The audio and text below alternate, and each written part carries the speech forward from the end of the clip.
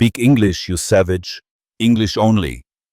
The whip cracked across Ayana's back for the 5th time, but she gritted her teeth and refused to cry out in the white man's tongue. Blood seeped through her rough cotton dress, staining the fabric dark, but her spirit remained unbroken. At 16, she'd been at the Carlisle-style government boarding school for 3 years. 3 years of having her Apache identity beaten out of her piece by piece. I said speak English. Colonel Morrison raised the whip again, his face red with fury. Around them, other Apache children watched in terrified silence, their own native names replaced with Christian ones, their long hair shorn short, their traditional clothes replaced with military-style uniforms. Ayana lifted her chin, meeting the colonel's gaze with the fierce pride her grandmother had taught her. When she spoke, it was in clear, fluent Apache. My words are my grandmother's words. My language is my people's heart. You can kill my body, but you cannot kill who I am. The translation wasn't necessary. Everyone in the room understood the defiance. Colonel Morrison's face twisted with rage as he brought the whip down again, harder this time. Ayana stumbled but didn't fall, her hands bound to the post in the center of the school's main hall. 20 lashes for insubordination, Morrison announced to the assembled children. Let this be a lesson to all of you. This is what happens to those who cling to their heathen ways. In the crowd of watching children, 10-year-old Tommy, once called Running Bear, began to whisper a prayer in Apache under his breath. Ayana heard him and managed a small smile through her pain. They hadn't broken all of them, not yet. The remaining lashes fell like thunder, each one designed to crush her spirit along with her flesh. But Ayana had learned long ago that pain was temporary, identity was forever. Her grandmother's voice echoed in her memory. They can take our homes, our children, our freedom, but words live in the heart where no white man can reach. When it was over, Ayana hung unconscious from the post, her back a map of crimson wounds. The other children were marched back to their dormitories in silence, but their eyes carried something Colonel Morrison had spent 3 years trying to extinguish: the fire of resistance. 200 miles south, on the reservation that had become a prison for her people, word of Ayana's punishment reached the ears of those who still remembered the old ways. Her uncle, Chief Grey Wolf, sat in his government-assigned house, listening to the whispered account from a school worker who'd witnessed the beating. 20 lashes, the man repeated, shaking his head. For speaking our language. They mean to kill the Apache in her, piece by piece. Grey Wolf's weathered hands clenched into fists. His sister's daughter, the child who'd been stolen from them in the night raids that tore Apache families apart, sending children to distant schools to be civilized, was being tortured for remembering who she was. Someone must go for her, said a voice from the shadows. Koda stepped into the lamplight, his young face set with determination. At 22, he was one of the few warriors who'd escaped the reservation roundups, living in the mountains and crossing back and forth to bring news and supplies to his imprisoned people. The school is heavily guarded, Grey Wolf warned, and even if you could reach her, bringing her back here would only return her to their hands. Then we don't bring her back here, Koda replied. We take her south, to Mexico, where our cousins still live free. The idea was dangerous, a journey of 300 miles through hostile territory, pursued by soldiers and bounty hunters. But it was also their only hope of saving not just Ayana's life, but her soul. She may not survive the journey, Grey Wolf said quietly. Her wounds. She won't survive staying where she is, Koda replied. I've seen what these schools do. They don't just kill the body, they kill everything that makes us who we are. Ayana spoke our language because she chooses to remain Apache. We owe her the chance to live as Apache. Grey Wolf studied the young warrior's face, seeing the determination that had helped Koda survive years of guerrilla fighting against overwhelming odds. This was a man who understood that some things were worth dying for. When will you leave? Tonight. The longer we wait, the worse her condition becomes, and Morrison will make an example of her. More punishment, more humiliation. She's already paid enough for the crime of remembering her heritage. As Koda prepared for the dangerous rescue mission, gathering supplies and weapons for the journey to Mexico, he thought about the girl he was risking everything to save. He'd known Ayana before the school raids, a bright, fierce child who could track deer through the forest and spoke 3 Apache dialects fluently. Her grandmother had been training her in the old medicines, the old stories, the old ways that connected their people to the land. To lose Ayana would be to lose another link in the chain of Apache memory. To save her might cost him his life, but it would preserve something more precious than individual survival, the continuation of their culture itself. Koda checked his rifle one final time and mounted his horse. Behind him, the reservation slept under the watchful eyes of government agents. Ahead lay a school designed to murder everything Apache children had ever been. And beyond that, a desperate race across hostile territory to reach a freedom that might no longer exist. But in his heart, Koda carried something the white government could never understand. The absolute certainty that some battles had to be fought, regardless of the odds. Ayana had been willing to take 20 lashes rather than betray her language. The least he could do was be willing to risk everything to give her the freedom to speak it. As he rode into the darkness, Koda began to sing, quietly, in Apache, the warrior song his grandfather had taught him. If words were powerful enough to be worth dying for, then they were powerful enough to guide him through whatever dangers lay ahead. The Carlisle-style school squatted like a dark fortress against the New Mexico landscape.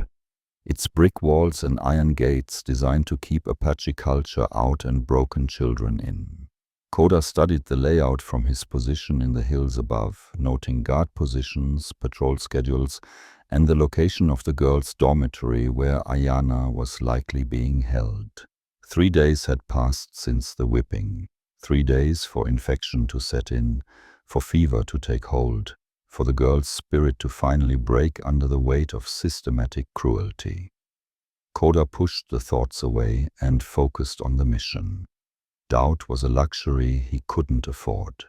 The school's routine was military precise, designed by Colonel Morrison to strip away any trace of individuality or cultural memory.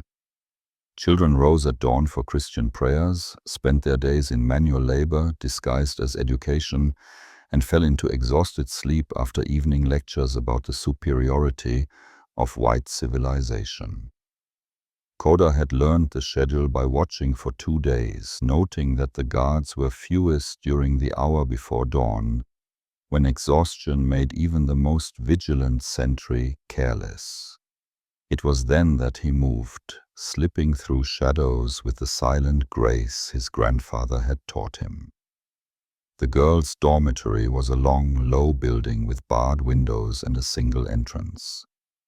Koda picked the lock with tools he'd fashioned from stolen metal, his hands steady despite the knowledge that discovery meant death, not just for him, but for Ayana and any child who might be accused of helping them. Inside, 40 Apache girls slept on narrow cots, their hair shorn short, their faces bearing the hollow expression of spirits slowly dying. Koda moved between the beds like smoke, searching for the girl whose defiance had cost her 20 lashes. He found Ayana in the corner, isolated from the others as additional punishment. Even in sleep, her face was tight with pain and fever burned in her cheeks. The rough blanket barely covered bandages that were already stained with blood and infection. "Ayana," Koda whispered in Apache, kneeling beside her cot. "Your uncle sent me. I've come to take you home." Her eyes opened slowly, focusing on his face with the careful wariness of someone who'd learned not to trust kindness. When she spoke, it was barely a breath. Home is gone. They said our families abandoned us here. Lies, Koda said firmly. Your grandmother's sister still lives in the old way across the border in Mexico. She sends word that you're welcome in her lodge, that your knowledge of the language and medicine ways is needed by our people. Ayana tried to sit up and gasped with pain as the movement pulled at her wounds. I can't travel. I can barely stand. Then I'll carry you. Something flickered in Ayana's eyes, not hope exactly, but a recognition that this young warrior was serious about his impossible promise. Why?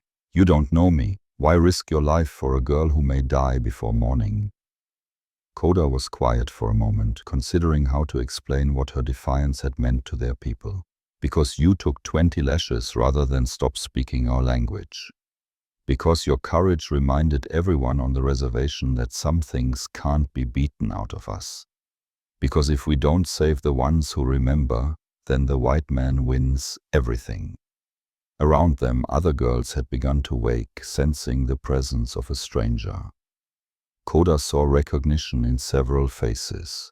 Children who remembered him from before their capture, who understood that he represented the world they had been forced to abandon. Take me too, whispered a girl who couldn't have been more than 12. Please, I remember the songs, I remember my real name. And me, breathed another.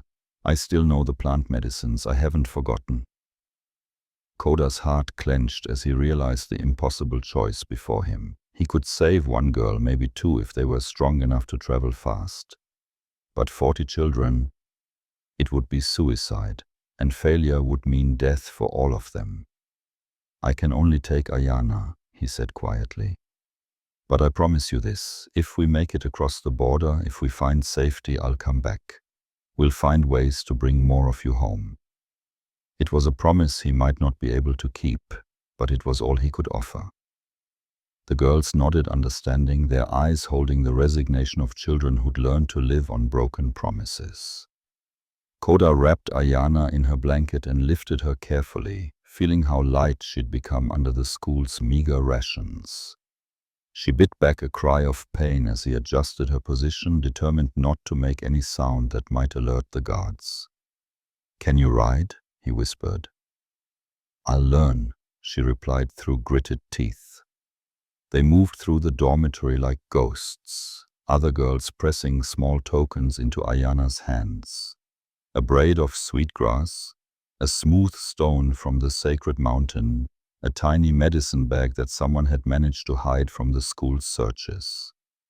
Pieces of Apache identity, smuggled out with the girl who'd proven that resistance was still possible. The escape from the building went smoothly, but the real danger began as they approached the perimeter fence. Guards patrolled on horseback, and the open ground between the dormitory and freedom offered little cover. Koda had hidden his horse in a cluster of rocks beyond the fence, but reaching it meant crossing 50 yards of exposed ground while carrying an injured girl. He studied the patrol pattern one more time, waiting for the longest gap between guards. When I say run, we move fast and silent, he whispered to Ayana. If we are seen, if I'm shot, you keep going. Follow the North Star until you reach the mountains, then head south. Find the Apache camps in Mexico. If you're shot, I stay and fight with you, Ayana replied firmly. Apache don't abandon each other. Koda smiled despite the danger. 3 years of government schooling hadn't broken this girl's warrior spirit. Ready? They ran. 50 yards across rocky ground, Koda carrying Ayana, while she bit back cries of pain, both of them knowing that discovery meant death. Behind them, the school slept on, unaware that its prize example of successful civilization was escaping into the night.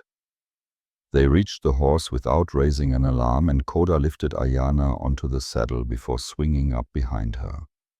As they rode away from the school that had tried to kill her spirit, Ayana looked back once at the dark building holding 39 other Apache children. "We'll come back for them," Koda promised, sensing her thoughts. "Yes," Ayana said quietly. "We will." As they disappeared into the darkness, heading south toward a freedom that might or might not exist, neither of them looked ahead to the dangers waiting in the desert. For now it was enough that Ayana was free to speak her grandmother's language again, and that the Apache fire in her heart was burning bright. The real test would come with dawn, when their escape was discovered and the hunt began in earnest. Dawn brought the sound of galloping horses and shouted orders as Colonel Morrison organized pursuit parties to recapture his escaped specimen. From their hiding place in a canyon 5 miles south of the school, Koda and Ayana could hear the distant commotion as soldiers and hired trackers began following their trail. "They'll expect us to head for the reservation," Koda said, checking Ayana's bandages and giving her water from his canteen. "That's why we're going the opposite direction." Ayana nodded weakly. The night ride had reopened some of her wounds and fever was making her dizzy, but her eyes remained alert. "How far to the border?" 200 miles if we take the direct route. But we can't take the direct route. Too many towns, too many people who turn us in for the bounty Morrison will put on our heads. "So we take the long way?" "Through the desert, through country that'll kill us if the soldiers don't." Koda studied her pale face, seeing the pain she was trying to hide. "Are you strong enough?" "I'm Apache," Ayana replied simply. "Strength isn't about what you feel. It's about what you choose to do despite what you feel." They rode carefully through the morning, staying to rocky ground that wouldn't show hoof prints, using every trick Koda had learned during his years of guerrilla warfare. Behind them, the sound of pursuit grew closer, suggesting that Morrison had hired competent trackers, men who knew Apache ways well enough to follow even a careful trail. By noon they could see dust clouds on the horizon. Multiple pursuit parties spreading out to cover all possible escape routes. Koda counted at least 3 groups of riders, maybe more hidden by the terrain. "We need to split up," he said reluctantly. "They're following both of us together. If I lead them away..." "No." Ayana's voice was firm despite her weakness. "We stay together. Apache don't abandon each other, remember? This isn't abandonment, it's strategy. I lead them west while you continue south. You're the one who matters. You're the one carrying our language, our stories." "Our language means nothing if there's no one left to share it with," Ayana replied. "Besides, I know something you don't." Koda looked at her questioningly. "There's a network," she said quietly.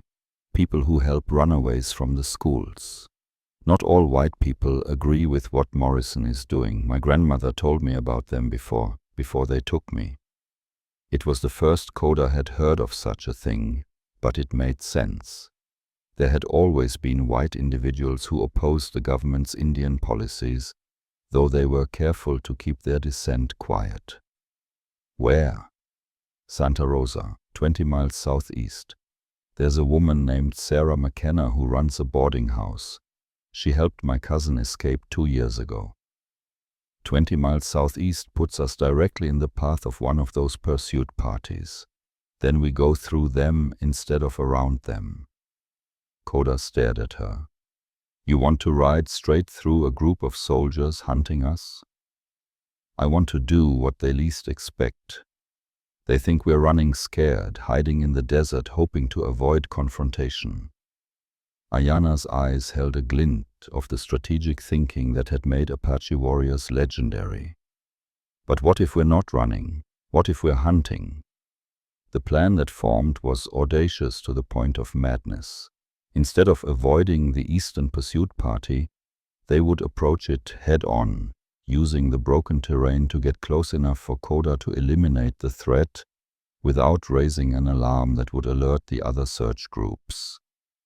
"You stay hidden, while I deal with the soldiers," Koda said as they approached the area where the Eastern Party was searching. If something goes wrong, I'll create a distraction that lets you escape," Ayana finished. "We've been through this." Koda wanted to argue, but he could see the determination in her face. The girl who'd taken 20 lashes for speaking Apache wasn't going to hide while others fought for her freedom. The ambush was swift and silent. 3 soldiers and a civilian tracker spread out as they searched for signs of passage. Koda moved between them like a shadow, using knife and arrow to eliminate the threat without any of them having time to fire a warning shot. When it was over, they had 4 horses, additional weapons, and, most importantly, information from the tracker's notes about the other search party's planned routes. "They're coordinating," Koda said, studying the papers, "trying to drive us toward a trap at Devil's Canyon." "Then we don't go to Devil's Canyon," Ayana said. "We go to Santa Rosa." The ride to the boarding house took them through increasingly dangerous territory, with pursuit parties crisscrossing the area in search patterns that grew tighter with each passing hour. But Ayana's information proved accurate. Sarah McKenna was indeed helping runaway students, and her boarding house sat on the edge of Santa Rosa like a beacon of hope in hostile country. "You're the Apache girl who spoke out at the school," Sarah said when they stumbled into her kitchen, Ayana barely conscious from fever and exhaustion. "Word travels fast in these parts. Colonel Morrison's put a $500 bounty on your head." "Will you help us?" Koda asked, his hand never moving far from his rifle. Sarah studied them both. The young warrior who'd risked everything for a rescue mission, and the girl who'd proven that the Apache spirit couldn't be beaten out of someone who refused to break. "I'll do better than that," she said finally. "I'll get you to Mexico alive." Over the next 2 hours, Sarah McKenna proved that resistance to government Indian policy took many forms. She had contacts throughout the territory, freight drivers, mine workers, even some soldiers who were sickened by what they'd been ordered to do to children. "There's a supply wagon leaving for El Paso tomorrow morning," she explained as she changed Ayana's bandages with practiced skill. "The driver owes me favors and he's willing to hide you in the cargo. From El Paso you can cross into Mexico easily." "Why are you helping us?" Ayana asked weakly. Sarah's expression hardened. "Because I've seen what those schools do to children. Because I believe people have the right to speak their own language, practice their own religion, remember who they are. And because anyone brave enough to take 20 lashes for their heritage deserves a chance at freedom." As night fell over Santa Rosa, Koda kept watch while Ayana slept deeply for the first time since her escape. Tomorrow would bring the final leg of their journey, the last chance to reach safety before Morrison's net closed completely. But tonight, in a kitchen that smelled of fresh bread and compassion, 2 Apache fugitives rested under the protection of a white woman who understood that some principles were worth risking everything to defend. The real test would come with dawn, when they would either reach freedom or die trying. The supply wagon rolled out of Santa Rosa before sunrise, with Koda and Ayana hidden beneath canvas and flour sacks, while the driver, a grizzled freight hauler named Pete Donovan, whistled cheerfully as if he were carrying nothing more dangerous than dry goods. "Act natural," Sarah McKenna had warned them. "There'll be checkpoints between here and El Paso. Army patrols looking for runaways. If they search the wagon, then we fight," Koda had replied simply. Now bouncing through desert heat with every jolt sending fire through Ayana's healing wounds, they listened to the sounds of civilization passing by.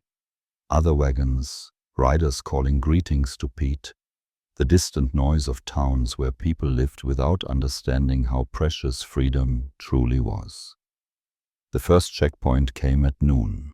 Koda felt the wagon slow, heard voices approaching, and silently checked his rifle while Ayana, prepared to fight despite her injuries. "Afternoon, Pete," called a familiar voice. "What you hauling today?" "Flour and beans for the El Paso depot," Pete replied easily. "Same run I make every month." "Mind if we take a look?" "Got word there might be contraband moving through the territory." Koda and Ayana held their breath as Boots approached the back of the wagon. Through a gap in the canvas, Koda could see blue uniforms, soldiers from the school probably still hunting for Morrison's escaped prize. "What kind of contraband?" Pete asked with just the right note of curiosity. "Runaway Apache students. Colonel Morrison's offering good money for their return." "Apache students?" Pete's voice carried convincing surprise. "Well, I'll keep my eyes open. Haven't seen any Indians except the usual reservation folks." The soldiers moved around the wagon, but their search was cursory. Pete's reputation as a reliable civilian contractor worked in their favor. After a few tense minutes, the Boots moved away. "Safe travels, Pete. Give my regards to your wife." "Will do, Sergeant." The wagon rolled on, but Koda knew they weren't safe yet. Morrison was systematic, thorough. There would be more checkpoints, more searches, more chances for discovery before they reached the border. The second checkpoint was more serious, a full military patrol with orders to search every vehicle heading south. This time Pete couldn't talk his way through with casual conversation. "Everyone out," the patrol leader commanded. "We're searching all cargo, no exceptions." Koda made his decision in the span of a heartbeat. As soldiers approached the back of the wagon, he exploded from beneath the canvas, rifle firing, giving Ayana precious seconds to escape in the confusion. The fight was brief but savage. 4 soldiers against 1 Apache warrior who'd learned combat in the unforgiving school of guerrilla warfare. When it was over, 3 soldiers lay dead and 1 was wounded, while Koda bled from a bullet graze across his ribs. "We can't use the wagon anymore," he said, helping Ayana down. "They'll have heard the shots. More patrols will be coming." Pete Donovan, shaken but resolute, pressed supplies into their hands. 20 miles south, there's a line shack used by cattle drovers. Rest there tonight, then push hard for the border. You're close now, maybe 40 miles to freedom.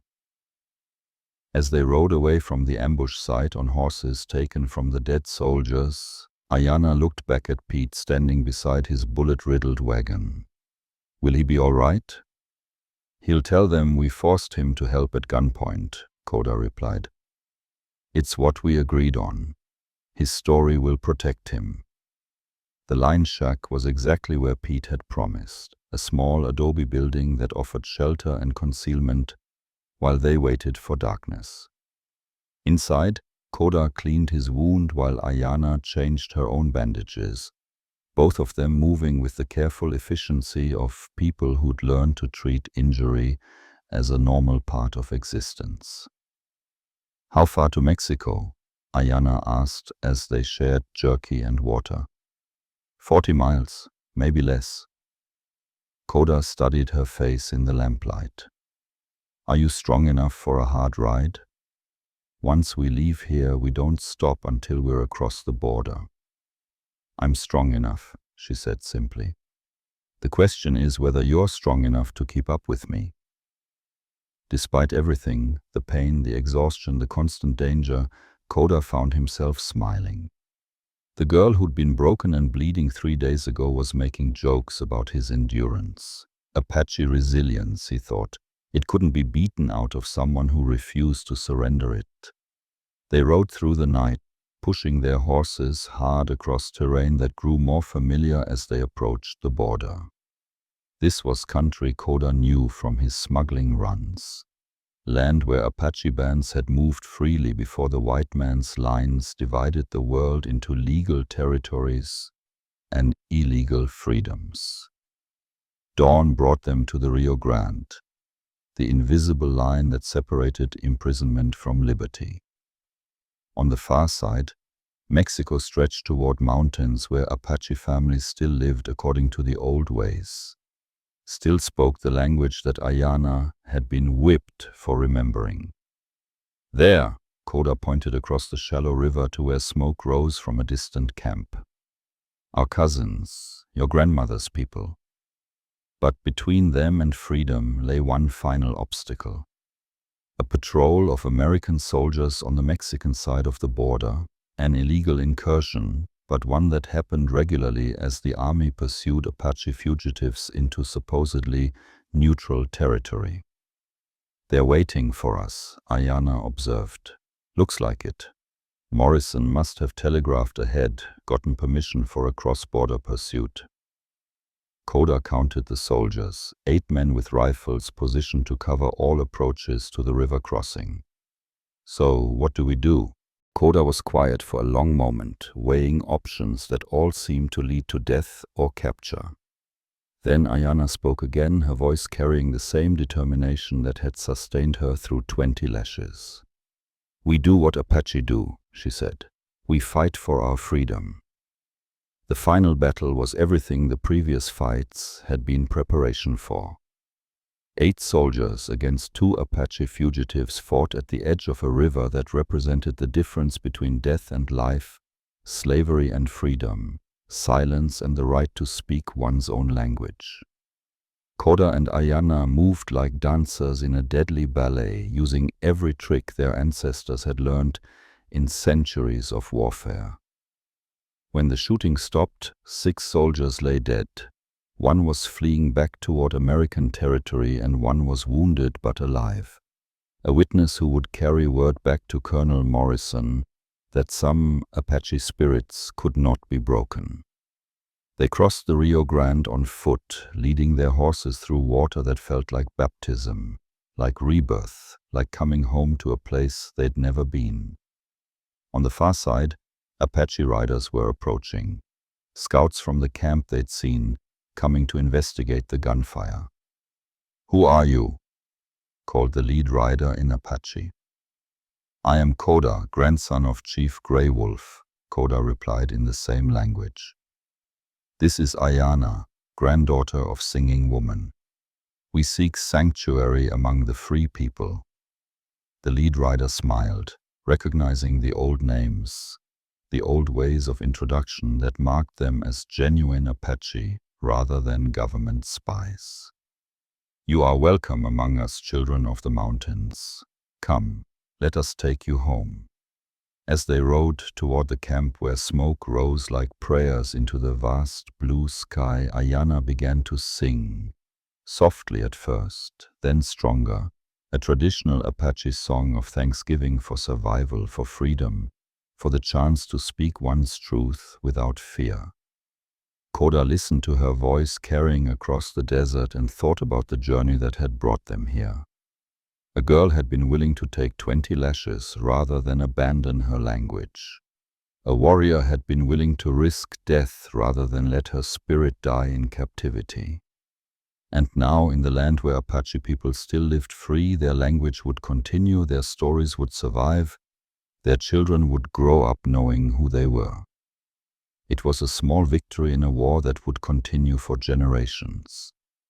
But sometimes, Koda reflected as he listened to Ayana's song, small victories were enough.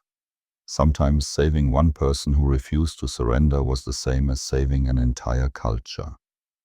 In the distance, the Apache camp waited with open arms, ready to welcome 2 more survivors home to the place where words were free, where language lived, where being Apache was not a crime but a gift to be celebrated. The line had been crossed, freedom had been won, and in the mountains of Mexico, Ayana would teach children the songs her grandmother had taught her, ensuring that the voice they'd tried to silence would echo through generations yet to come.